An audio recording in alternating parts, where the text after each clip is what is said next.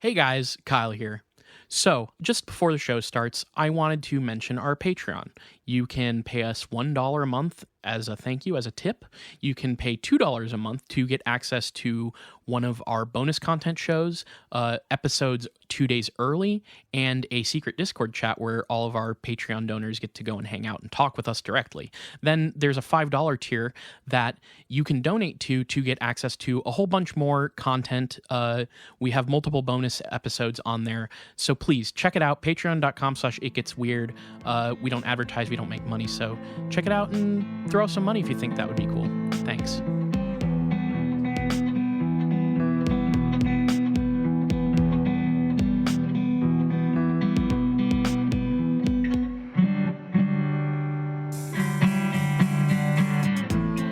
Welcome to It Gets Weird, our comedy show where we explore the unusual, the unbelievable, and the unexplained to try and make your world a little weirder. I'm Kyle. And I'm Niall, and we're doing an unusual morning record here. Which is a different energy than sometimes we have, because a lot of times we do post-work records, and that is a very different vibe. I'm sitting here drinking coffee. I'm going to pitch to you that maybe morning recordings are like way better. Trying to slide it in right after work before you go make dinner is sometimes not the most nice time. It's a little tough sometimes. I mean, sometimes I come home and I'm rip raring to go. Like, there will be times where I'll be at work and I'll be just like half working, half thinking about the topic that I'm going to discuss. Mm-hmm. But then there are times where it's like, if I happen to come home from a day of work that just was an absolute fucker of a day, then we start getting into trouble. But like, I'm here, I got a nice thing of water, I feel fresh. You know, I've been getting up and like doing a little bit of a jog every day recently, and I've been fucking feeling it. So, you know, maybe we can start talking about doing a nice early weekend morning thing. Yeah, I think this is definitely something we can talk about. I do want to quickly say that this is why I'm going to excel in corporate America where Kyle won't, is that I will never admit to time theft on a podcast. Oh, fair. Never gonna That's admit fair. to that. I mean, like, they can't stop me from until they start rolling out thought crime police. There's nothing they can do about me. Kyle, you're a computer programmer. You should know that we're like 5 years at any given time from thought crime. You know, in a sense, yes, but I'm just gonna say here, there is nothing at all that my company can do to me about the fact that I'm sitting there and I'm trying to do my work and I start thinking about, that's right, yokai. Are we doing yokai again? We're doing yokai. Oh, yeah. Again. A little journey back to the land of Japanese demons and spirits. I love it. I know it's not technically demons, whatever, but I am excited because that aspect of it, like the classification of yokai, is something I looked into a little bit this time as well. It's kind of like, so this has like been my sort of idea of like the process that we sort of fell into with a lot of this stuff, not just yokai, but just the world of weird, where it's like, I feel like I always miss something with a topic, and then I always have a way to double back to that topic because it gets included in something else, or it gets referenced or whatever. And I just feel like we're kind of like building on it, you know? The interwoven web of content where, because this is such a Calvin Ball type of topic, the world of weird is a Calvin Ball type place where anyone can reference and use anything for anything, which is why sometimes you'll see the same term used for entirely different things in Lightbringer mythology as opposed to like Ancient Aliens mythology. And It makes you feel like you're always missing something and also always have more stuff to find out about. So yeah, I do think that I have to mentally tell myself that I'm going to build on these ideas as I go, because I will always miss something and I can't let myself like be hung up on that. You know, like I see people who like their entire free time and even part of their work is to research, you know, UFOs or whatever. And those people will, you know, have the time. I don't know. Like we started this episode talking about thinking about yokai at work, like I have a job. I have so much other shit I have to do, and this is like, this is just like a passion thing for me. Yeah. If I could trade in, I mean, don't tell my company, but if I could just, research this shit for like and never work, that would be awesome. But Hey, if I could make getting weird my profession, I would same. be very into it. You would get more content. I would love that. So if you can get the Patreon up to where Kyle and I both make about $45K a year, that'd be great. Please, yeah, let's get. Please, that would be amazing. Yeah, no. So we're talking about yokai. We're gonna I can't. I'm not gonna get too deep into the definition of what a yokai is, but they're generally Japanese monster spirits, things, supernatural, strange, mysterious. There are a lot of different things. And this is actually part 4 on the subject. So with the previous episodes, we had episode 44, 151, 258, and then this is going to be, I think, 355. Yeah. So like they're almost like kind of equally spaced approximately, like not quite, but they're around the same amount of time between each episode, which I didn't intend, but that's how it happened. So you're every a big 100 fan or of so anniversaries episodes. and like keeping the same kind of pacing for everything. This is funny to bring up, like the episode right after I brought up the both of us in our heads about how often we can do certain things, where it's like this is the ultimate one. You somehow spaced out the yokai episodes across. I think our it's whole just lineage. my attention span for a topic, for how often I do a topic is, I guess, at least about 100 episodes. So yeah, it's okay. I'm about to. I am in the process of circling back around to the flat Earth stuff. So yeah. it's I love that. Shit happens. So like I said, we've sort of explained the origin and the idea of yokai in previous episodes. I would recommend, if you are just like completely lost on the idea, check out the first couple episodes that we've done, because some of what I'm about to say won't make a lot of sense. But just understand, yokai are like these spirit-infused objects and creatures and beings in the world, out in the world. They can be a lot of different things. I was actually reading how technically there are 400 documented species, quote unquote, of yokai. But then if you expand to the idea that like yokai encompasses creatures beyond just Japan, like how Japan views certain things outside of Japan, then there's like about 1,000 of approximately. So there's like an extended family that you could. Do you have any examples of what an outside of Japan yokai would be? In this episode, yes. Okay, because I'm just curious, So- like because I've always thought about yokai as kind of a Japanese folkloric type of thing. Like it's not. Yeah. It's not. I mean, sure, there are probably people that have experiences with them to this day, but it's more of a like story told thing. Yeah. It's folklore. Yeah.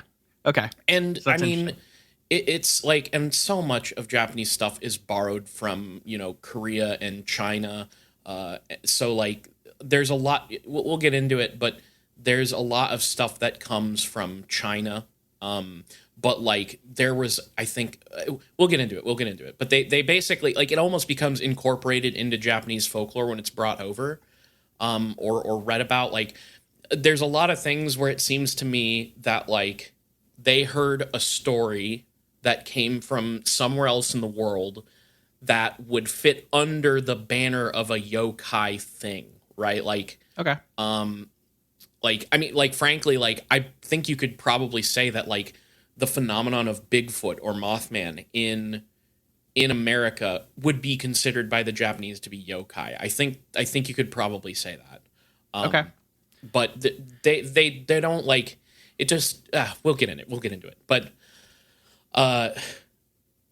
sometimes yokai, they take on these, spectral forms, paranormal, usually ghost-like and supernatural. That would be stuff like, we've covered the Fudokuchi Onna, the slit-mouthed woman. Other times they're, like I said, almost cryptid-like.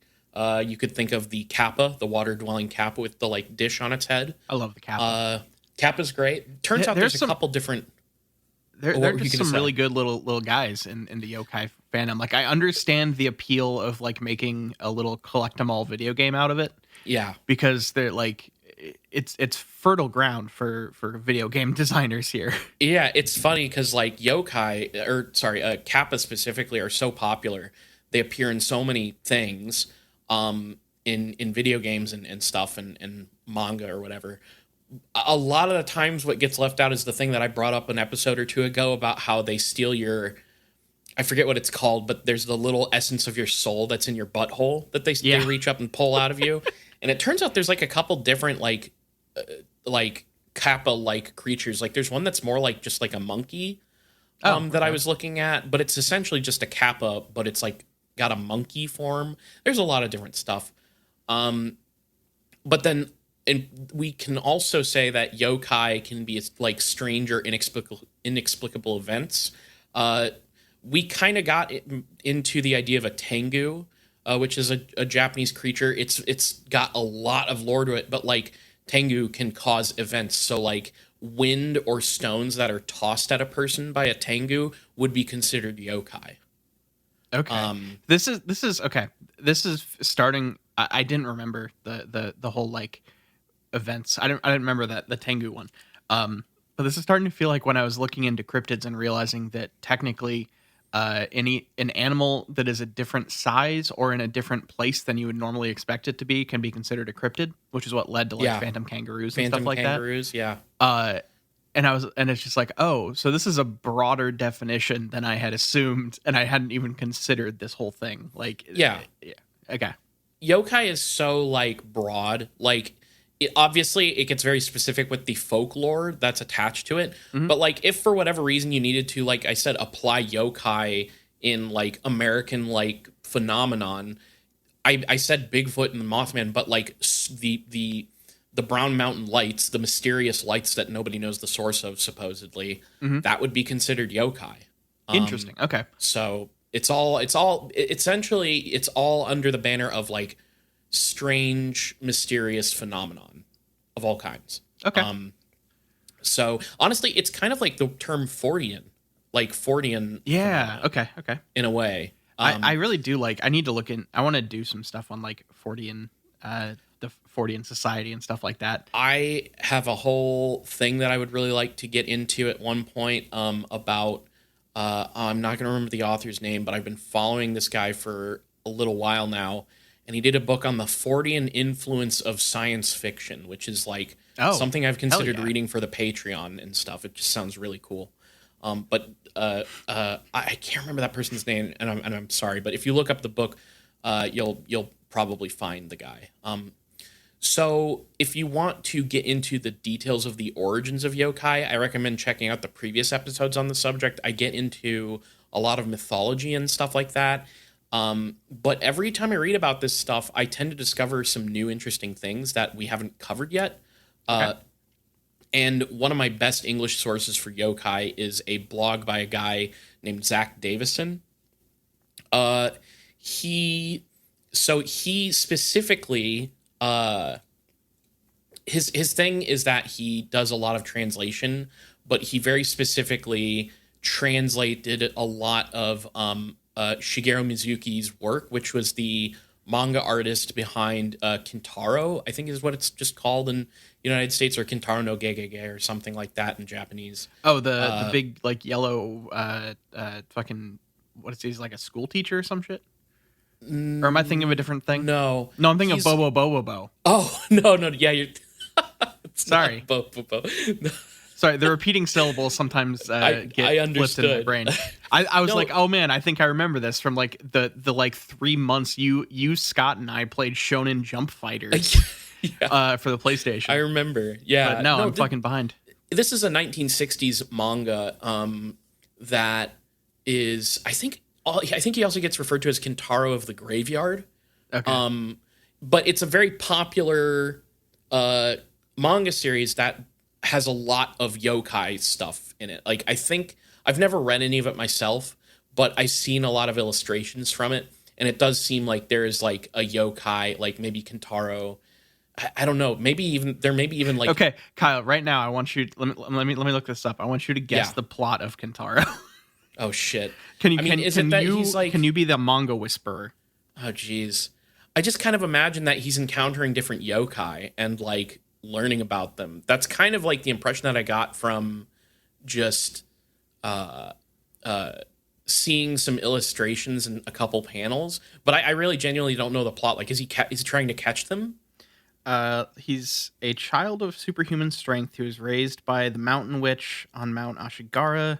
He became friendly with the animals of the mountain, and later, after catching, let's see. So it's based on I'm a already legend. way off. Yeah. Okay. It's based on a legend. So he's like a supernatural kid who has strength, witch mountain strength. Yeah, and is my he understanding. goes out and fights monsters and Okay, so he and- fights and the yoke. sumo wrestles bears and shit. Oh, that sounds cool as hell. I might have to read that then. That Yeah. sounds really good. But so that's where like I get a lot of information. This guy is very dedicated to. He's specifically interested in Japanese ghosts, but he covers a lot of yokai. Cool. The blog hasn't updated since 2020, which is unfortunate. But he has a personal website. He's still doing things, but it's not as much yokai stuff as I've seen. But I bet tying back to this is a bit of a passion project for him, and I doubt he's paying his bills off of his yokai website. yeah, he's doing other stuff. He's like going to cons and stuff. But if you are interested in yokai, definitely check out that blog. It's called Hyaku Monogatari. So first of all, Davison kind of points out this broad categorization method for yokai. So they seem to fit into three widely encompassing categories, and that would be yurei, which are the spirits of dead humans still lingering on Earth. So that's where a lot of Japanese ghost stories come from. Like the slit-mouthed woman and stuff like that. Yes. And then there's kaiju, which you can already infer that one. It's just various monsters, animal or insect-like creatures with supernatural powers. But these things kind of, or magical even, not necessarily supernatural, but that's another, this is a broad category covering three different broad categories. Have you ever watched Ultra Q? No, I'm aware of it though.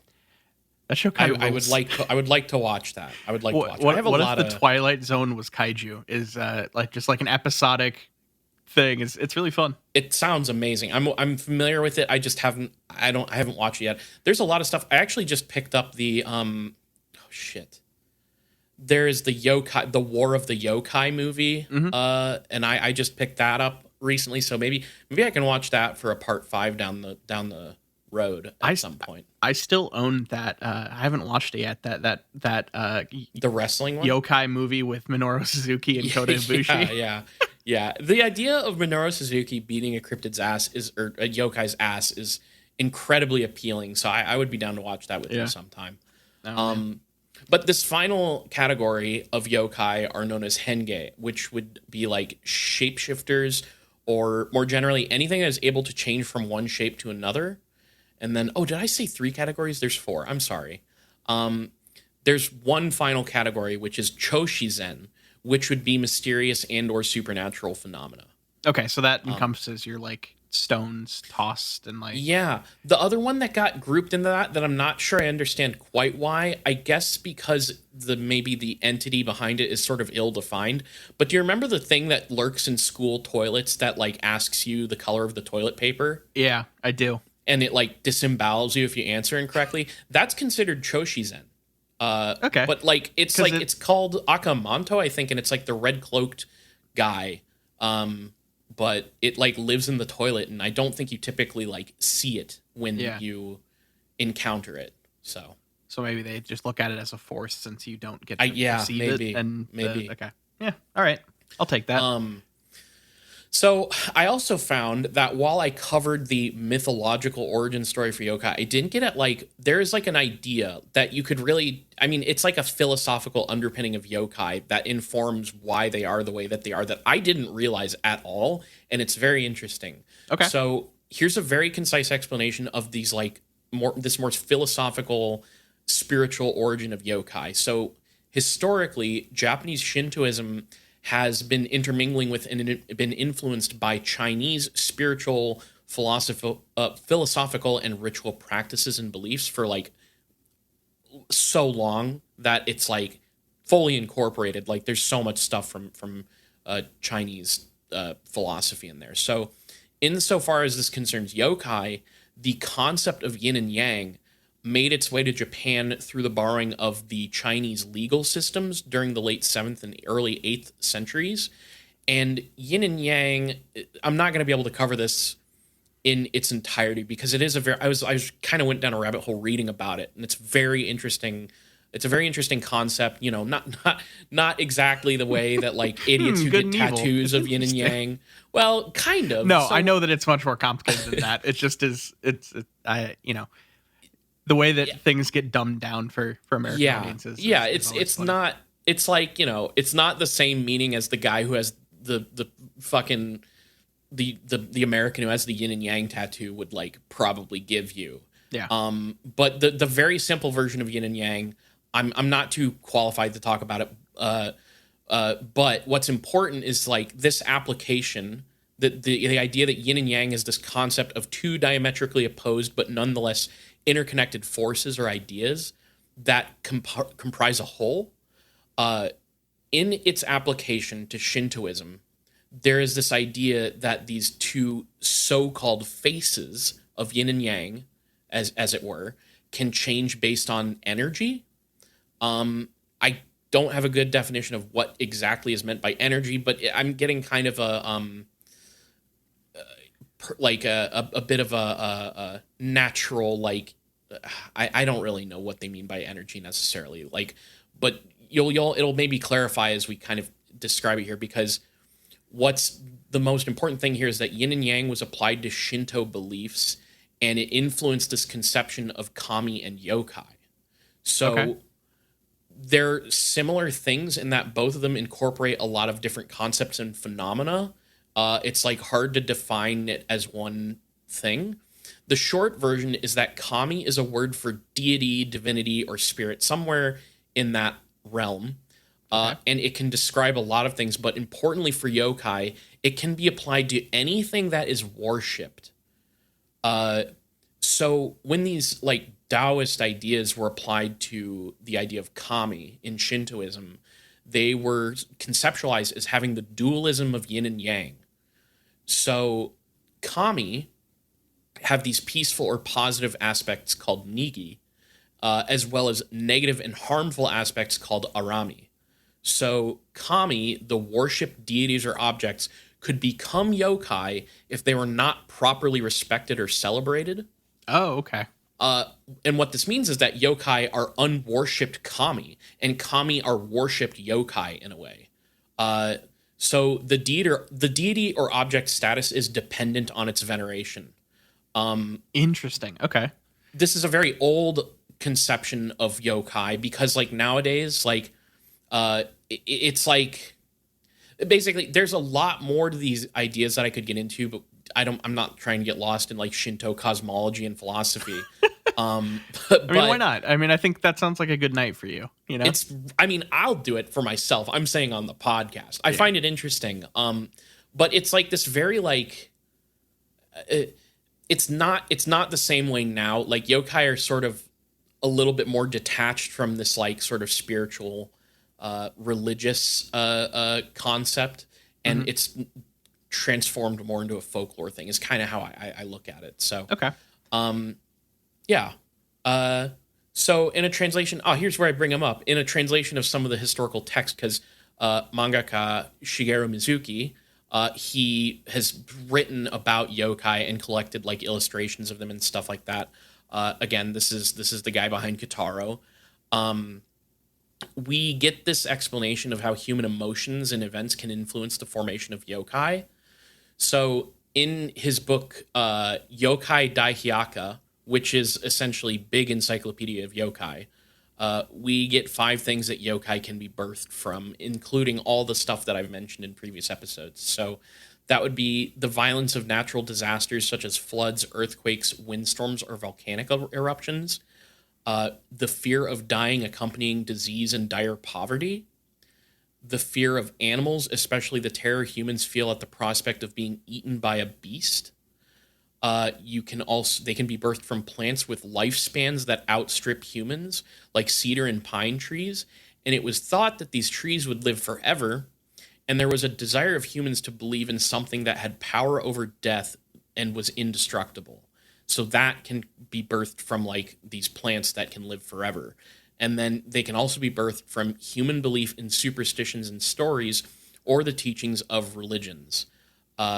These are basically things that scientific knowledge can't explain, and anything that can't be explained by that knowledge is yokai. Okay, makes sense. You got to fill in the gaps somehow. Yeah. So while these explanations are not like these emotional explanations are not like the lack of veneration of the kami, I think it's important to note that over the course of history, yokai's attachment, like I said, to the religious aspect, it's loosened, but there's still this like core idea of like an emotional or like energetic center that influences how they come into being, which is directly attached to this like idea of animism in Shintoism. And that idea has been sort of absorbed into a more non-spiritual folklore for the modern yokai. So that's my little like history, philosophy thing on yokai for this episode. Now we're going to get into the actual yokai. Oh yeah, we haven't talked about any new.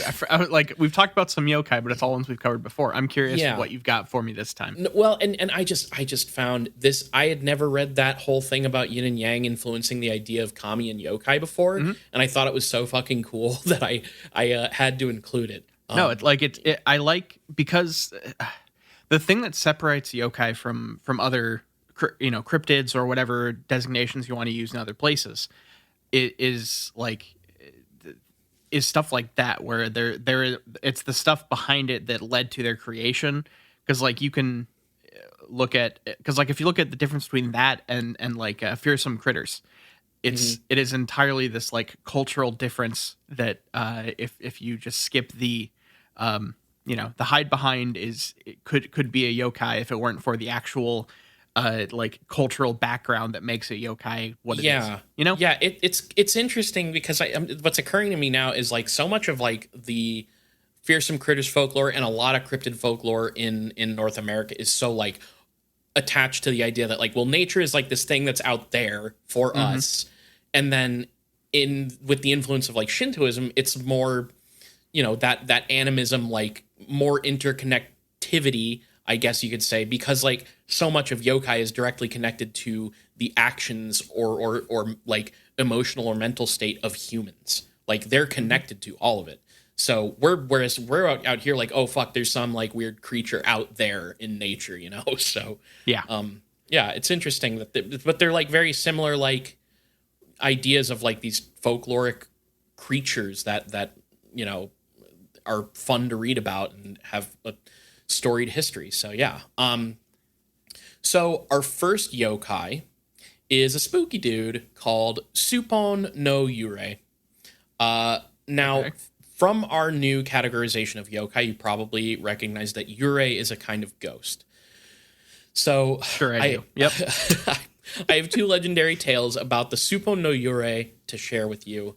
So the big cities that were around in the Edo period, which would be 17th century to mid 19th century, there were tons of shops that were serving a soft shell turtle dish called supon. Now, for some reason, and I don't know why, and I didn't look into it because I didn't really want to, a lot of people at the time believed that eating supon was a good cure for hemorrhoids. And that's why... And that was part of a prevailing issue of the time? I guess so. I mean, I guess. I mean, I really don't know if there's... I haven't looked into the if drinking a soup would cure your hemorrhoids today, I'm sure it'd also be quite popular. I'm not saying it's different. I just like... For some reason, I always like... Do you ever... Okay. This is... I don't even know how to talk about this. Not because it's bad or anything, just because it's like... Do you know how the day that you found out that like you're supposed to squat when you poop, and you're just like, modern society is not built around things being done well. Yeah. And you get this thing of like, I don't know, like hemorrhoids feel like almost like a modern invention due to capitalism interfering with like How you're supposed to shit. Yeah, like the natural way of pooping and shit. I mean, But that's not like an actual belief that I hold. It's just a thing that I hadn't fully considered. yeah, no, I guess I don't know, and I have no idea whether like hemorrhoids were on the rise in the Edo period Japan. Like, I have no idea. What if I just became a hemorrhoids truther? I hey, swear that's not like a thing. I swear I'm not. Better to be a hemorrhoids truther than like a QAnon 9/11 truther, like fucking whatever, right? So Yeah. I say go for it. I swear this ignorance comes from me not thinking that much about hemorrhoids, not thinking way too much about it. All right, now we can continue. So the story goes that three guys were hanging out in Nagoya City, and they all three were big fans of Supone. Okay. Basically, every time they got the chance, they would go out drinking, and they would end up at a restaurant that was specializing in Supone. Okay. And they all had raging hemorrhoids. I knew you were going to ask that. And believe it or not, these three dudes, they didn't have hemorrhoids as far as the story goes. They just really loved the taste of turtle. But what's kind of funny about this story is it's often sort of described as these guys, it's like not a normal love for a type of food. It's like they have Supone mania. Interesting. Okay. They're very, very into turtle, and they're eating it all the fucking time. So one day they're out and about, and they decided they were going to try this new Supone restaurant. But when they went into this restaurant that they found, they immediately sensed that there was something off. They noticed that the proprietor of the restaurant had a strange face that had some turtle-like features. And the rest of his body had a sort of greenish color to it, and he had slightly scaly flesh. And he had a really big coat on to cover up a hump over it. Like, looked like he was carrying a big satchel or something. Yeah, and he turned around and he had a slice of pizza, and he said, "Cowabunga, dudes." It's straight up just Dana Carvey dressed as a turtle. Yes. I'm sorry. We went two different directions. Yeah, I know. It's fine.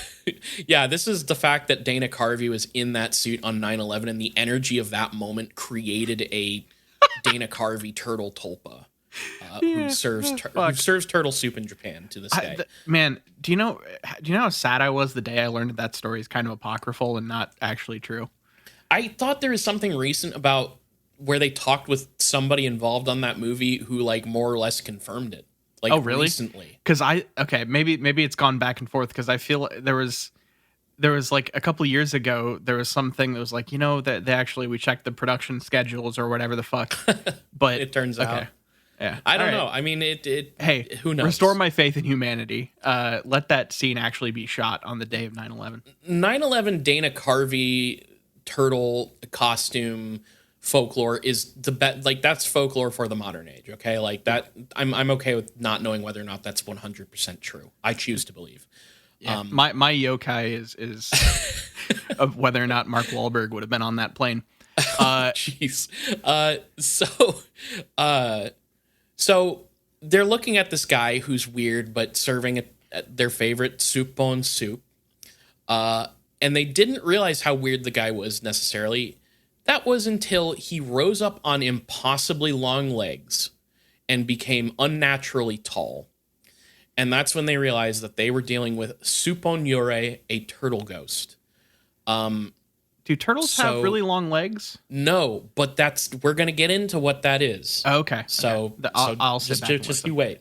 So the three of these guys, it just, as soon as this guy turns around and starts growing in size and stuff, they run as fast as they can from the restaurant.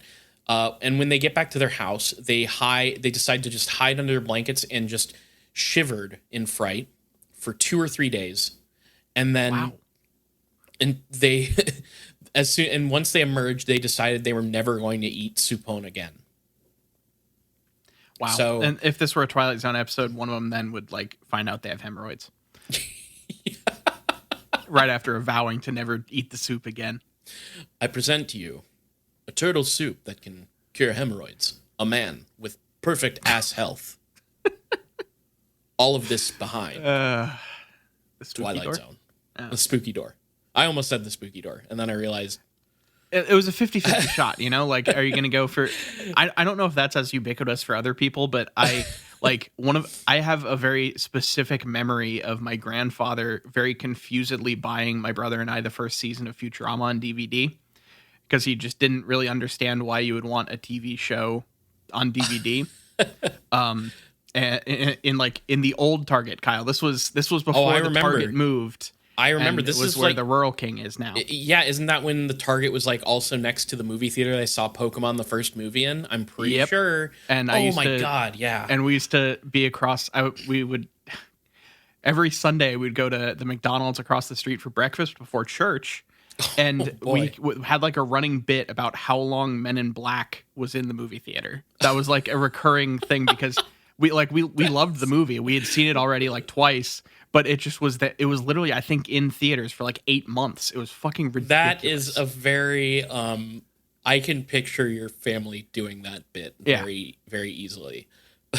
So I have one other story about the Suppon no Yurei.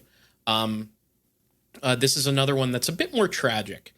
This is about a man who his entire livelihood was catching and selling Suppon.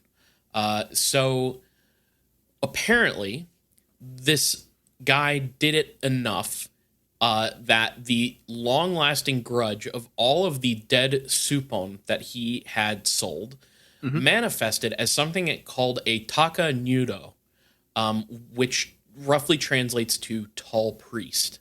Oh, okay. Which was over 30 meters tall and would haunt him every single night. Holy shit.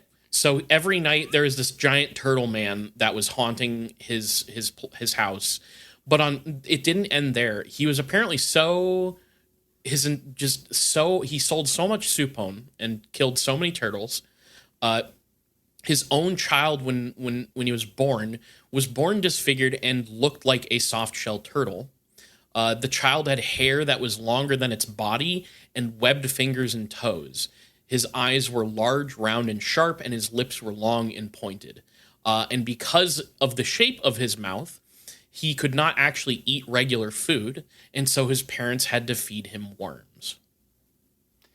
Okay. I don't know how that works, but I'll go with it. Having pointy lips means you can't eat, like, fish and rice and stuff? I don't quite know what, yeah, okay. But that's the story. It's much shorter. But basically, this guy kills a bunch of turtles, sells them for eating, becomes terribly cursed by a tall priest turtle man, and his son is born completely deformed because of it. Wow. Okay. And so is that kid the ghost? No, I just think he's a ramification of the curse. Gotcha. Which we're gonna get into it here in a moment, but there is this idea of the tall priest entity that can like curse you. So this story originally comes from Edo period Kaidan Shu, which Kaidan being tales of strange and mysterious stuff, basically. So it's something called the Kaidan Tabi no Akebono, Weird Tales of Voyages by Daybreak. And the story in there is titled Suppon no Bakemono. Now, Mizuki Shigeru, the manga author, he changed the title to Suppon no Yurei, which is interesting because the distinction here is Yurei is sort of the ghost. Bakemono would imply like a monster, more of a physical creature. Form? Yeah. Okay. But he kind of changed it around, which kind of makes sense with some of the old depictions of it. But so yeah, Suppon no Yurei is a tale of yokai turtles in a turtle spirit. And what's interesting is in Japanese folklore, turtles are... It again feels kind of like a yin and yang thing, because on the one hand, they are treated as serene, godlike creatures and spiritual animals.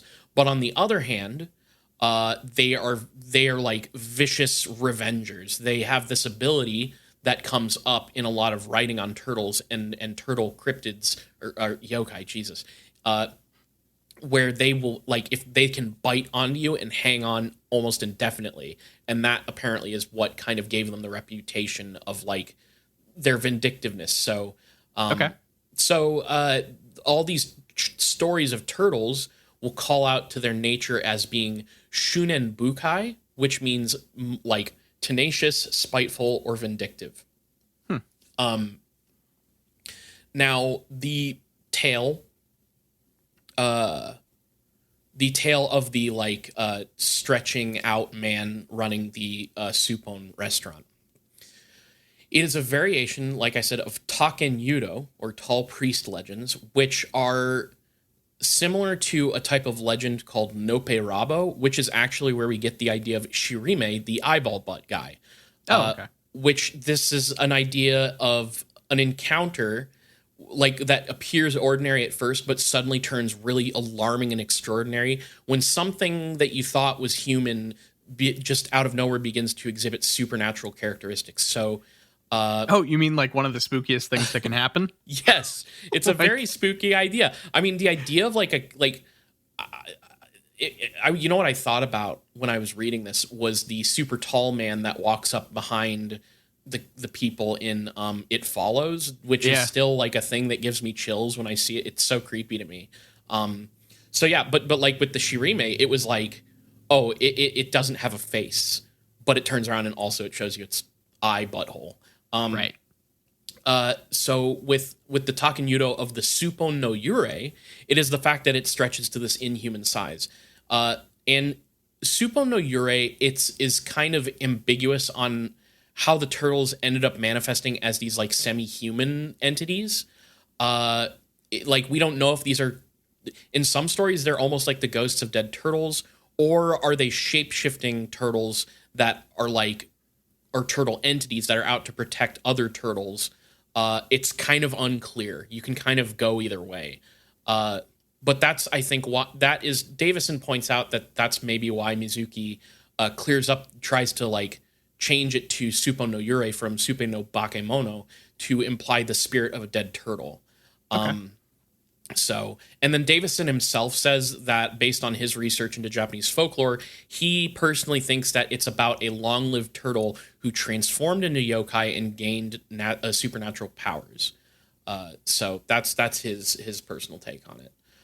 But yeah, also there's a note on the creature from Mizuki that says it's okay to enjoy a meal of supon, and that he personally loves it, just don't eat too much of it, or else you will incur the wrath of vengeful spirits and animals. So, how much do you think it would take? Like, I want to know what is Mizuki's idea of like, how much you can actually. It's a good question. You can have it from time to time, once a month, maybe twice a month sometimes, but any more than that, well, and okay, that long-legged freak is going to come get you. Here's the thing, I'm just going to reveal this now because we're about to get into it. I stumbled down a very specific yokai rabbit hole, which is yokai that like have to do with eating and stuff in a sense. I found in a sense is maybe the most upsetting thing you could, not upsetting, but foreboding addition you could have made there. Yeah. What are we going to get into? Yeah. Well, when I was reading that, I was kind of like, I wonder if there's any sort of like internalized like sort of guilt about overfishing. Because like that's a huge thing. I mean, I don't know what that looked like back in like Edo period Japan, but like the message coming away that being like you killed and ate too many turtles and now they're gonna come get you. It made me think about that because I know overfishing is like a huge problem in Japan, but I don't know. Maybe it's just pissed off turtles. So yeah, for our next yokai, I have a little bit of a theme that I didn't realize was prevalent in yokai folklore. But the very simple answer is like folklore is often these like tales that are meant to. They often give you a lesson, and I feel like a lesson in times and places where there is like more food scarcity. Mm-hmm. is also like, hey, don't eat too much because like we need to make sure that everybody can get food. Essentially, I don't know if that's where this comes from, but it does seem to be a theme in these stories, and this next one's very interesting. Okay. This is a weird guy called Shio no Chojiro. So in the Kaga province, which would be modern day Ishikawa prefecture, there was a wealthy man living there named Chojiro, but better known by his nickname Salty Choji. Okay. And Choji kept a stable of 300 horses. And apparently at this time period, it was like maybe illegal to like eat meat or something. I'm not sure about that, but that's something I saw somewhere. That sounds wrong to me. But these horses that he kept were, I guess, not for riding or anything like that. He actually really loved the taste of horse meat. And he would slaughter his horses like cattle. In other stories, he would wait for one of the horses to die and then use them. But in most cases, I saw him just like slaughtering them. And he would then pickle them in salt and preserve them in miso paste.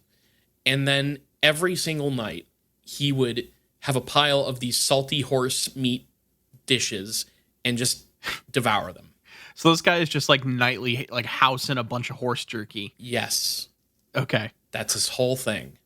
Also, he's rich. So he has Salty. So Salty Choji has a bunch of money and a bunch of horses and an appetite for horse meat that is insatiable. My God. Okay. So he was so into eating horses that over time, he managed to eat his way through 299 of his 300 horses. And he never once thought to restock? I guess not. All that was left after eating 299 horses was one horse that was especially old and to the point where it was no good for labor or for food. So one night he is losing his mind about the fact that he's not eating horse. And he goes and just shoots the old horse, the remaining horse, slathers it in salt, and then just fucking devours it. But that night, after eating that horse, everything flips on Choji. The spirit of the old horse that he ate came to him in a dream and bit him on the neck. Oh, okay. And is this a if you die in the dream, you die in real life situation? Oh, no. No, far worse. Okay. Death would have been merciful. From that night on, whenever the clock struck the hour of when he had killed that old horse, its spirit would appear to him and crawl into Choji's body. Oh God. What? And this was so like yokai can also be possession, by the way. And gotcha. This was not normal possession. The horse would appear as the full-sized horse, force his way into Choji's mouth and crawl down into his stomach. Oh, like a full-sized horse. A full-sized horse. Oh my God. Okay. The pain was incredibly intense, and he could feel every inch of the massive horse stretching his innards and intestinal tract. Jesus. And he would lay in agony night after night in bed, bitterly regretting all of his evil deeds, ravenously devouring horses. But no matter how much he regretted it, it didn't matter. It was too late. He was cursed. And Choji got every doctor that he could on the case to try and help him, and nobody could help him. They couldn't even get priests to exorcise him. Nothing worked. I love the idea that this guy started going for doctors when his problem was a horse climbing into his mouth. Like, what's a doctor going to do about that? To be fair, he got exorcists too. So, yeah. He's trying to cover his bases here in case this is a physical, like medical horse climbing into your stomach situation. So yeah, he's got a virus, and the virus is a horse climbing into his mouth every night. Yes. Okay. Nothing helped him. Prayers, medicine, nothing could do anything. So for 100 days, he every night had a horse climb into his guts until on the 100th night he died. And it was said that when he was found, his corpse was broken and shattered like an overburdened pack horse. Okay. So. Oh man, that is like that is such a specific and like cruelly on point like punishment for the crime, you know, in the scales of like brutally enforcing not quite karma, but like an evening of the scales. That is poetic. Oh my god. It's really crazy. The story gets weirder that in a way that I don't fully understand, because this is, I guess, an old and pretty well-known story with a number of different variations. Its most famous version is in the Edo period collection of illustrated stories called Eihon Hyaku Monogatari. But it was a well-known story well before that, and it's possible that it was inspired partly by a famous performance magician who lived in the late 17th century. This is a guy named Shioya Chojiro. And Chojiro, this is the part that I don't understand. He could perform sword swallowing and other tricks, but was best known for his mastery of something called Don Bajutsu, a horse swallowing technique, in which he would swallow a live horse before an audience. What? And illustrations of his performances appear to have been used as the basis for his illustration in Eihon Hyaku Monogatari, the 1841 picture book of 100 stories, an illustrated book of yokai. This is like getting to the end of like a particularly wild horror movie, and it just slaps based on a true story at the end, and you're just like, I what the fuck are you talking about? I'm wondering if this was some sort of like optical illusion performance thing that he did. He put a horse like 500 feet behind him and just opened his mouth and went, oh, and like took it in. I don't know what he did, and I didn't look too deep into it, but it was, this guy existed apparently, and he would be at like sideshows and things like that. So there was an old lady who swallowed a horse. It's you know? true. I guess it's true. I guess there's a there was an old Japanese man who swallowed a horse. Gotta update that. The fact that this was just like a sideshow guy is really fucking wild. Okay. Yeah.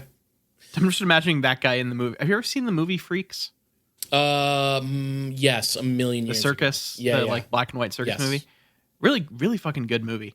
But I'm just imagining a guy swallowing a horse in the cast of that show, and it is no idea. I don't know. I gotta look into that particular jutsu. So to continue the odd theme that I sort of stumbled into, I'm going to talk about a nasty one. This one's sort of classified somewhere between mysterious bug and mysterious happening, I guess. And just a warning up front, it's kind of gross. okay. So this is a yokai called Oseichu. Its name is made up of 3 kanji, but most importantly, 2 of the kanji are for like voice and then worm or bug. And so the kanji translates to approximately voice mimicking bug. But in this sense, bug is more of an infectious disease than an insect in the use of this term. Now, this story comes from the 16th year of Genroku, which would be 1703 CE. And there is this guy, a laborer known as Shichizaemon, who lived with his family in Tokyo. And one day, Shichizaemon's son, Chusaburo, was just suddenly struck with an awful fever and a pain in his stomach. And it just continued that way for a few days. And after a while, the family noticed that they could see a boil that was growing on the son's belly. The boil would keep growing larger and larger and spreading until eventually it resembled a giant human mouth. Okay. And everyone in the family was horrified when this mouth boil opened and began speaking in Chusaburo's own voice. So it mimics your own. Ooh. Okay, that's creepier than I like. Yeah. I was like, okay, is it gonna sound like something else, and it's just gonna come out your mouth? But no, it makes its own mouth in your stomach and then talks like you. That's fucking creepy. It talks like you. The voice began demanding food, and so they would like feed it, and it would anything that they put in the mouth, it would just disappear. But no matter how much they fed it, it was never satisfied, and it would always demand more food. Meanwhile, the actual Natsuburo, like not his big stomach mouth, he was slowly starving to death and did not seem to be gaining sustenance from this thing being fed. His father tried to find any medicine that could work. He also did the same Chojiro method of summoning exorcists and doctors, all kinds of people to try and help him with his son. And at the very end, when he just was about to give up, Shichizaemon sent for a famous doctor who was named Kan Gensai. And this doctor showed up, took one look at Chusaburo, and told the family that he was infected with an Oseichu. So Dr. Gensai took a blend of 6 medicines and whipped it together and fed them directly into this new mouth that was in his stomach. And after the first day, the mouth ceased to speak and the boil began to reduce. By the second day, I warned you about the grossness, Chusaburo expelled a giant worm from his asshole. Okay. 33 centimeters long. Wow, so like massive tapeworm. Okay. Yes. So Jesus. The worm was described as looking like a lizard with an arrow-shaped head and long body. This is my favorite part of the story. The thing tried to run away, but everyone in the room immediately got up and went to it and beat it to death. Me and my friends would have beat that thing to death with hammers. You know? That is for sure. Absolutely. You see a giant worm come out of your buddy or your son's asshole, you're killing that thing with hammers. 100%. But yeah, after the Oseichu was expunged from his body, Chusaburo was fine. He recovered. Now, the Oseichu is a story that's thought to have come to Japan from China, like so many of these. There are a lot of stories from China that were based off of real-life parasitic worms, such as roundworms. And the Oseichu is, this is also kind of showing how, like, yokai will also get wrapped up in mysterious illnesses for which they just didn't have the means to explain at the time. Yeah. And so Oseichu is, like, not actually...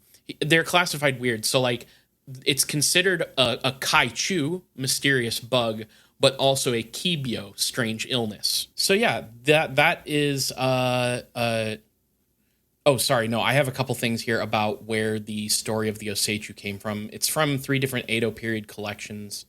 Shin Chomonju, Shiojiri, and the Kanden Jihitsu, which they're all just like, all these things are just different tales of the strange. But the Shin, Chomonju, and Shiojiri tell tales that are pretty much similar to the one that I just described with a slight variation. It changes the setting to Tokyo, and it says that this medicine took 10 days instead of 2. But then it's the Kanden Jihitsu that tells another story that's similar but has some weird variation. And this is in the 3rd year of Genbun, which would be 1738, where a sideshow manager is running something called a misemono, which is essentially, I don't know, you can just call it a sideshow, but that translates to seeing things. So it's like, it's literally just like a sideshow type event. Okay. Yeah. Okay. Gotcha. They're running in what would now be modern day Kyoto. And he hears this rumor about a woman infected by an Oseichu, and he goes to her house to try and recruit her for the show. And supposedly, when he got there, he meets her, and she has a mouth in her stomach, and there's a voice coming from her stomach that's hers. But apparently, the woman's husband was so ashamed of her condition that he would not allow her to be displayed at the misemono. And so the side show manager, head hung low, leaves disappointed and empty-handed. Okay, so that is a little less dramatic of a story. Guy wants to go in there and get a new sideshow act and can't is a little less. It doesn't have the ending of expelling a fucking 3-foot long worm. Right. Right. So yeah, that is the frankly unrelenting horror of the Oseichu, to me at least. That one is so far the most like darkly challenging. Well, and we have an explanation for what that is. Like, everybody's like, yeah, okay, this is a human worm. Like, this is ringworm or roundworm or whatever. We know about this now. But back then it was considered kaiju, or Jesus, yokai. Oh my God, my brain. See, I haven't had coffee today. I don't know what I'm doing. Yeah. So I have exactly one more yokai. It's the shortest of them all, but I thought it was interesting. How tall is it? Like fucking a foot? 13 inches, you know? Would you take... Okay, I get it, first of all. Second of all, Niall, it's about as tall as a tree because guess what? It's a tree. Oh, okay. Is it a tree that eats people? No, opposite actually. This is a Oh. tree called the Jinmenju, or I've seen it referred to as Ninmenju. But in English, this is referred to as the human-faced tree, which is exactly what it sounds like, basically. So the Jinmenju is this weird-ass tree that has flowers that look like human heads. The heads can't speak, but they do smile, and they often laugh. It's creepy as shit. Okay. Yeah, it's pretty creepy. So in the autumn, they'll bear fruit that also has the shape of a human face. And if eaten, they taste sweet and sour. If you laugh at the tree, the head-shaped flowers will laugh back at you. But if you laugh too strongly, then their heads will wilt and fall off the trees. And what's important about that is like, not important, just like it's supposed that if the flowers and the fruits laugh too hard, then they'll wilt. So it's like mimicking your level of like, I guess, entertainment at meeting a laughing face tree. Okay, so I should bring like, I shouldn't. I should bring Austin Powers like 3, not 1 or 2, to go meet this thing. You know, you got to keep it in check.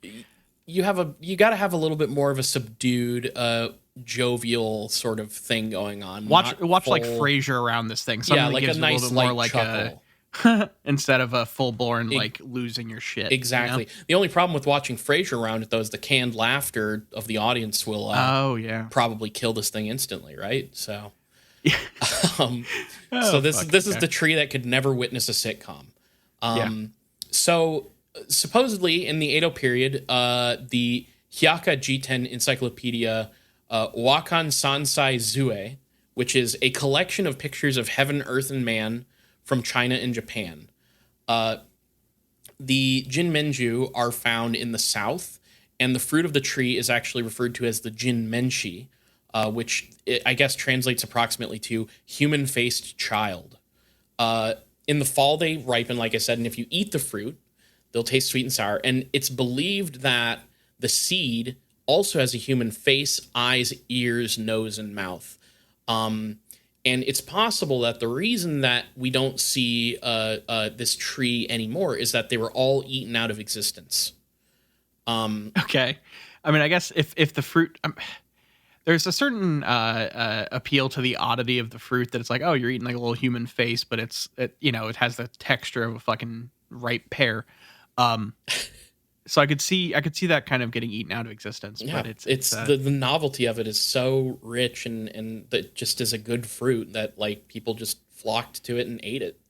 Do you think that this would be like? Do you think they sold this fruit for like the level of like those like super, like super expensive fucking melons that you can get in Japan? Like the square watermelon or probably. That was probably the equivalent back then, but they're not around now. So they had to have some sort of, fucking crazy ass highfalutin fruit. Now, Ninmenju, Jinmenju, it first appears in that encyclopedia that I mentioned. But the description of it is paraphrased from okay, so I feel pretty confident in my Japanese pronunciation. I don't know Chinese. I'm sorry. But it's supposedly paraphrased from a text called the Sankai Tuhui. I don't know how that's pronounced, and I apologize. But it's a Chinese encyclopedia that was published in 1609, and it describes the creature that would become known as Jinmenju as originating in the foreign land known as Daishi Koku. And Daishi was the Japanese pronunciation of the Ming Chinese name for the Islamic world. And then that came from the Persian word Tazi. And Tazi was the Persian word for Muslims, which was derived from the Tay, an Arabic tribe that was around under the Abbasid Caliphate. The point is, this is all very similar to an Islamic folklore tree called the, I believe, Wak tree. It's incredibly similar to the Jinmenju. It was described as bearing fruit that was shaped like a human's head, and sometimes even animals. In this case, the fruit could speak, but it would die a few days after being picked. And the trees supposedly grew on a mythical island called Wak in the land of Zanj, which was an area in Africa near around where present-day Zanzibar would be. And the legend goes that Alexander the Great had his death foretold by one of these trees. So it's believed that it's possible that the Wak tree may be the same tree, just based off of how these things traveled throughout history from, the Middle East to China to Japan. It's the same tree as the Daishi Koku that the Sankai Tuhui refers to. And through trading between Ming China and the Silk Road, it is possible that an Arabic myth is just the model for what would eventually become Jinmenju. Huh. Okay. So, yeah, a lot of, this is another one where I thought it was kind of interesting and unique. And it's a type, it's a type of yokai that I think would, broadly speaking, fall under the kaiju realm, but it is specifically a yokai called a Choshizen, or supernature, which would include mysterious plants and animals. So this is another one that I also managed to stumble upon. I learned initially about Ninmenju and the Wak tree when I was researching for the episode on cryptobotany, if you remember. Oh, okay. Yeah. So I was like, but I didn't quite. It's always interesting when you remind me of an episode that's like somewhat recent that we did that I'd kind of forgotten about, but now I remember it fully. I'd forgotten about that. Wow. Okay. I like had to kind of pick what I was going to talk about in that episode because cryptobotany has a decent amount of things to it, but like at the time I was like, Wak tree might be interesting to get into, but like it had like when you kind of start looking into it and you start going back to this where this mythology comes from, there's like you can get biblical. So there's like an entire huge article on like this mythological tree because it also has some religious ties as well. Okay. It's all over the place. So is there a crypto? You probably don't know this, but is there a crypto botanical explanation thing for the burning bush? I don't know. This is the only thing that so we talked about the two things that I found when I was researching cryptobotany is this one. And remember the tree that like gives birth to like, what was it? Like geese or something? Yeah. There was like, which that tree was like also related back to stuff in the Bible, but I don't know if any of this relates to the burning tree. Maybe. I didn't run across that, but Okay. I'll do another Curious. cryptobotany episode sometime for sure. So I'm always curious just because of like how the Bible gets brought into so many fucking different like conspiracy, weird, whatever things that it's always interesting to see where it permeates it's and everywhere. how it gets interpreted and taken. Yeah. Anyway. So that's my selection of yokai for you today. I hope you enjoyed them. Oh yeah, I always enjoy a dive into yokai stuff. It's like I avoid it because my pronunciation would be atrocious. But it's always very interesting to hear about. Yeah, I love it, and that whole philosophy that was like behind yokai was like really fascinating to me. So I was enjoying reading. It would about be that. fascinating to you, you philosophy pervert. I fully admit it. So, are you ready for a big question, Niall? Sure. All What do you right. got for me? I have an interesting one for you. I'm curious what you'll say. I think on the it's one of those questions that to me you'd think, oh, that's so obvious right up front. Yeah. But I think you're gonna have to think about it. You're gonna realize maybe it's not so obvious. Okay. The more preamble you give me, the more scared I get with your questions. It's not. Which of the three would you rather eat? The human-faced fruit of the Jinmenju, the salted horse of salty choji, or supon served by a supon yurei?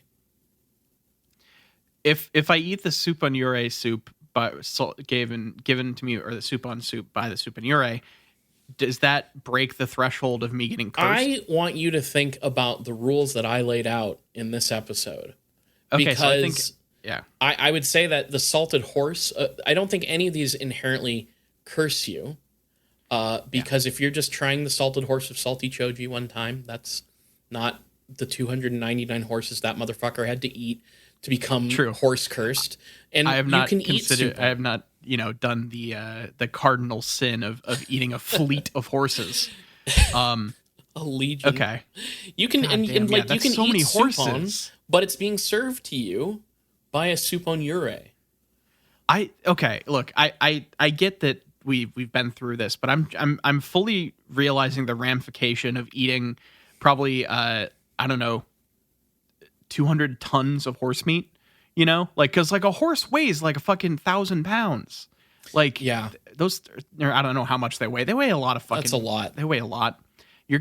This guy ate multiple tons of fucking dried horse meat. Jesus fucking Christ. Why did that take so long to fucking hit me? Okay. Well, I'm not gonna eat that much, so I'll be fine. But, I have an answer, and I can give you my sort of rationalization go ahead. if you would like. I would eat the human-faced fruit of the Jin Menju. I think it would be an unsettling experience for sure. Does it laugh at you even beyond the point where you take a bite? It doesn't say anything about that. I think you can just eat it. Okay. But it is still like one of those things where like I feel like eating a human-faced fruit that laughs at you. Yeah. Or I think it laughs more with you, as I understand it. But it's kind of mocking. But it is just like there's a question of like, okay, I did that. Is there any implication for my life moving forward?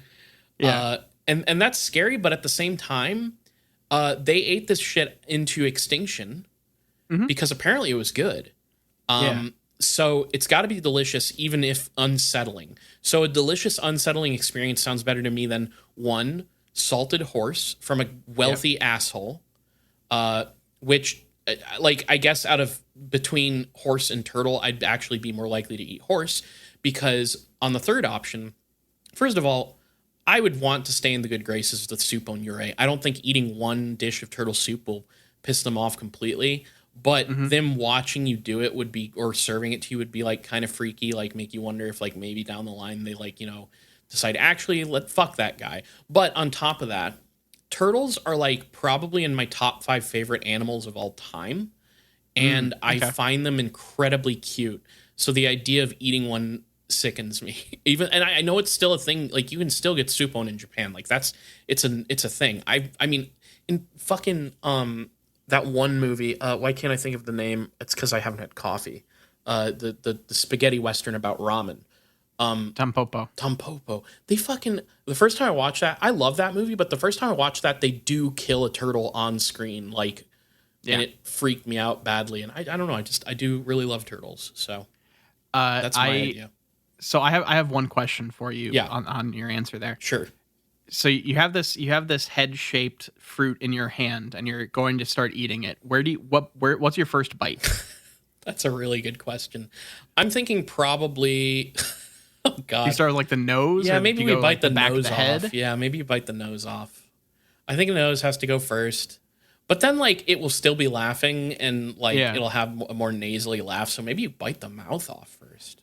Oh, I mean, the mouth would silent, but like, okay, so I guess we do have to realize that like it's not going to be laughing without it reacts to your laughter. So as long as you're not laughing while you eat it, it probably isn't laughing either.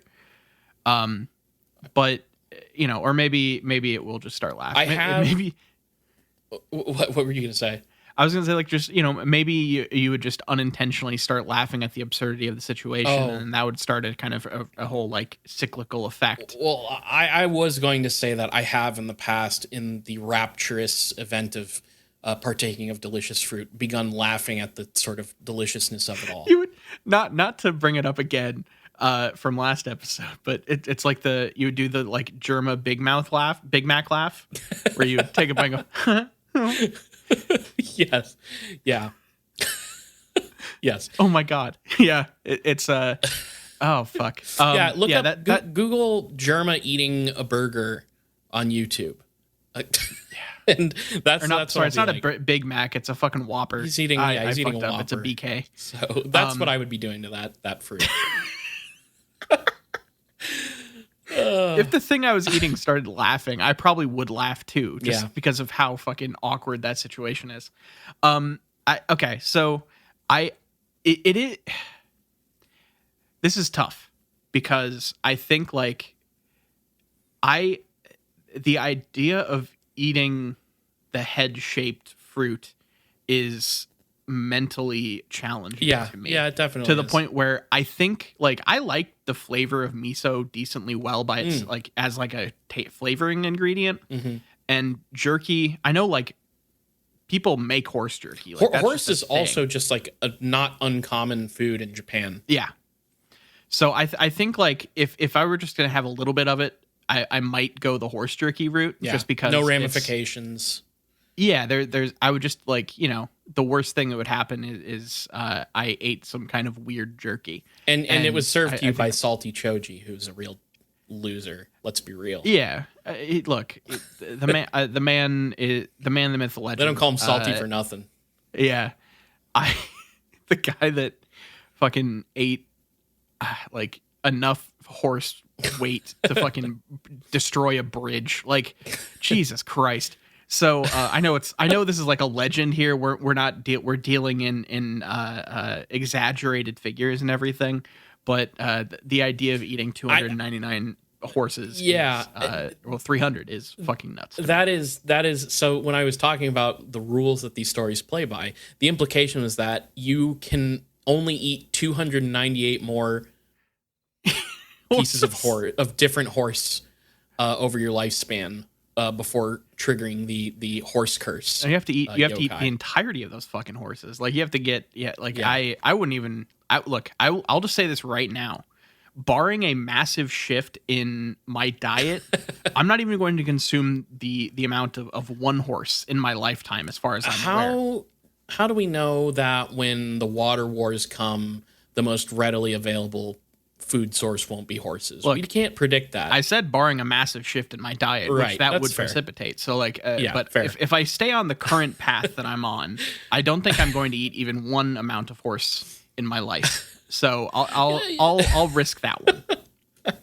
I would probably try it if I were in Japan and it was put in front of me, but yeah, I have no desire for horse. I'm sure it's fine. I know I actually have talked to somebody who've eaten it, and it's like it's very like I think it's kind of gamey.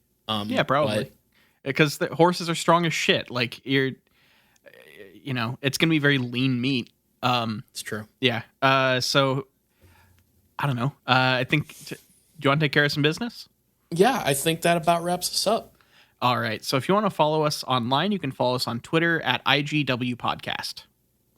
You can follow us at facebook.com/itgetsweirdpodcast. And we're on all your favorite podcatchers, from Stitcher to Google Play to Apple Podcasts to Spotify. If you listen to podcasts somewhere, look up It Gets Weird and we're probably there. Twitch.tv/itgetsweird. We started streaming again. Colin and I are playing Elden Ring PvP, although I'm thinking I'm probably going to mix up some new games on the streaming schedule here soon too. But let me just put it this way. Colin and I are 11 wins, 4 losses in Elden Ring PvP. Let's leave it at that. Hell so yeah. if you want to check that out, come check us out on twitch.tv/itgetsweird. Email us at itgetsweirdpodcast@gmail.com. What weird ass yokai food would you eat? Huh? Tell us. Let us know. We'd love to hear from you. Patreon.com/itgetsweird. We have a $2 tier and a $5 tier. At the $2 tier, you get access to our show, It Gets Weird TV, where right now we're going through season 1 of The X-Files and discussing it and cracking jokes about Mulder and Scully. And yeah, you get that at the $2 level. At the $5 level, you get that show plus another show in the off weeks of It Gets Weird TV. So you're getting a bonus show every single week at the $5 tier. Whether you donate to the $2 tier or the $5 tier, you get access to the main show 2 days early on Friday instead of Sunday, and you get access to the Discord where we're hanging out talking to listeners pretty regularly in there. We also have a $1 tier where you don't get anything out of it. You're just saying, hey, I like your show. Here's a tip. Here's a buck. Thanks for doing what you do. If you can't donate, please tell your friends, tell your enemies, tell your congressman all about It Gets Weird Podcast. All right. Thank you all for listening to the show. Thank you for continuing to support the show. Keep spreading the word if it gets weird out to all of your friends. This has been It Gets Weird, and I've been Niall. And I'm Kyle signing out. Peace.